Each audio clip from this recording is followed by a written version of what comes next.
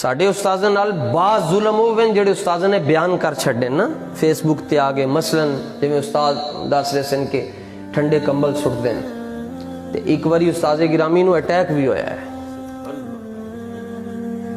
بعض ہووے جڑے اسی بھی تانوں نہیں دس سکتے جو کچھ جنہاں نے کیتا اندر جیل دے اندر، لیکن اے دے باوجود دیکھ لو جناب، لوکی 2017 کہندے سن بابا 22 کروڑ روپیہ لے کے آ گیا، اور میں کہا استاد ایک مرید ہے جڑا 50 کروڑ تے اون جے بھی چھاپ دی پا چھڑدا اتنا، تو 22 کروڑ تو فیض آباد تو لے کے آنا سی۔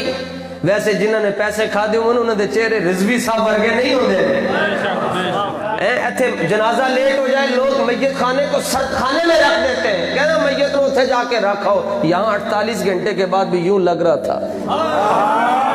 وہ کہتے ہیں جی وہ ہیلی کاپٹر کو کیوں، ہیلی کاپٹر پہ کیوں نہیں گیا، ہیلی کاپٹر میں جاتے تو بڑی شان ہوتی۔ میں کہا تینوں کی پتا تخت سکندری پر تھوک دے بستر لگا ہوا ہے جن کا سرکار، شاہوں کے تکبر سے بھی دب کر نہ رہا میں، آخر کس بارگاہ خاص کا گدا ہوں۔ اللہ اکبر۔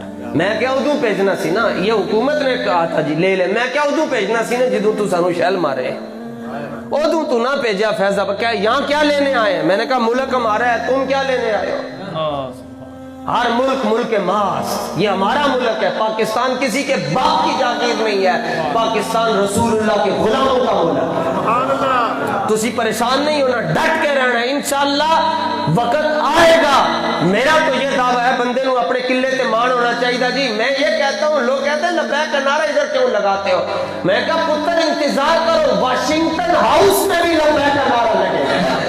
دنیا بھر کے سارے سیاستدان 75 مرتبہ پیدا ہو جائیں اور 75 مرتبہ حکومت کر لیں، ان کے جنازے اتنے بڑے نہیں ہو سکتے جتنا بڑا جنازہ ایک مصطفیٰ جان رحمت کے غلام کا ہوا۔ ایک ہی ہو گیا اقبال، میں تنوں دستا، اقبال کہتا ہے اقبال یہ کس کے عشق کا فیض عام ہے، ساری دنیا کے حاکم فنا ہوئے مگر رضوی کو دوا ہے۔